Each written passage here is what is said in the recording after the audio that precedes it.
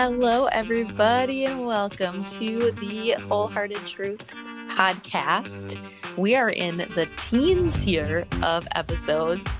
I am so excited to bring to you a little bit of sass mixed with grit, grace, and a whole lot of faith to lead you to endless possibilities.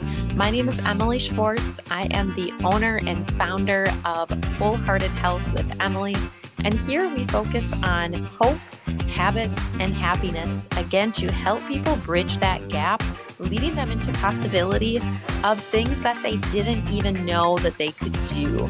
This is my story, this is my heart, and my dream is to help other people also dream in that same way. And one of the practices that has allowed me to get to this space is something that I do every single week, and that is journaling reflection style, right? I've talked about journaling on here before. This is different than what I do every single night, where I just dump my thoughts in that journal. This is on Sunday mornings, or if we're gone with friends for the weekend or we're camping, it's on the car ride home. It's not necessarily the first thing, but I am diligent about getting this done every Sunday to make sure that I know where I was, where I'm going, and I am intentional about my goals. I'm not much of a goal setter anymore. I do have some of those big goals, but I'm more focused on the intentions, because I know that if my thoughts are going toward that, then the goal is getting closer to being achieved. So there are a couple parts to this process that I do, and this is all done in my planner right at the top. So the first thing is celebrating 3 wins. I look at 3 things that are worth noting from the last week. I think a lot of times we focus on the negatives, and no wonder why we get stuck in this negative spiral of thinking. And we also search for other negatives that are around us. What if instead we shifted to those positive things, right? So look back and think about 3 wins that you had from the previous week. Maybe it's a win that you had in your personal life. Maybe it's a win that you had at the gym in your workouts. Maybe it's a win that you had with your mind, with your thoughts.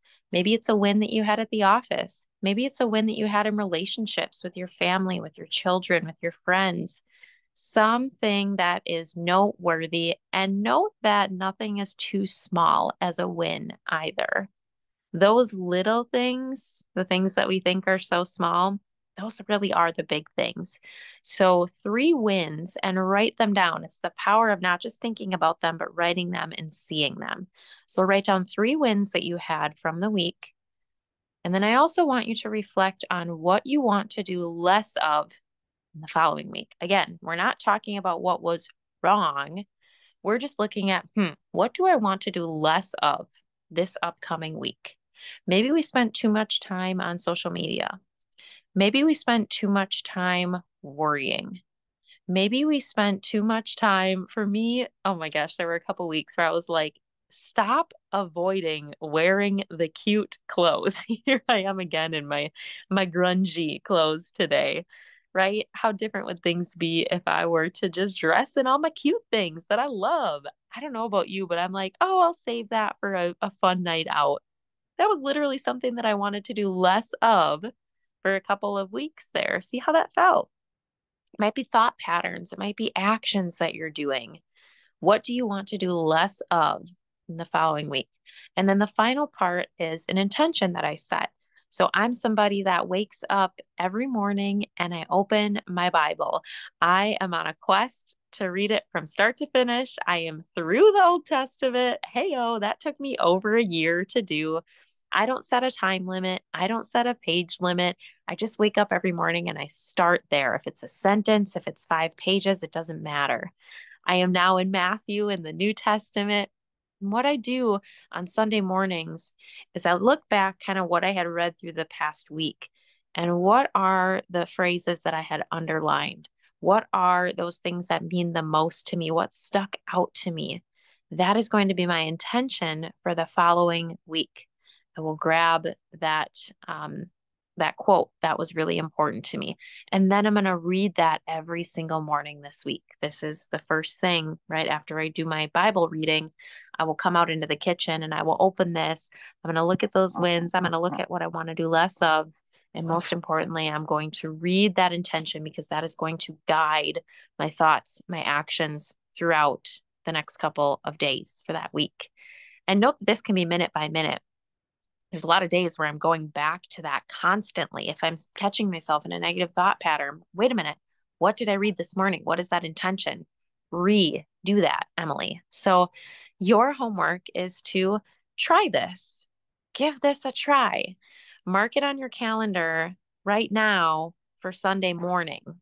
Put in there, try Emily's weekly routine journal process. Give yourself 10 minutes to give this a try and see what it does for you the next week. I would love to hear how this experience went for you. Anything that I share on this podcast, if you're doing it, please tell me, email me, shoot me a message on social media, Instagram, on Facebook, wherever. I want to know how this is impacting your life, or if you're sharing this with other people or your family. Please do share with us, because that is our dream, is to reach more people and to help them also bridge their gap. And we will see you soon.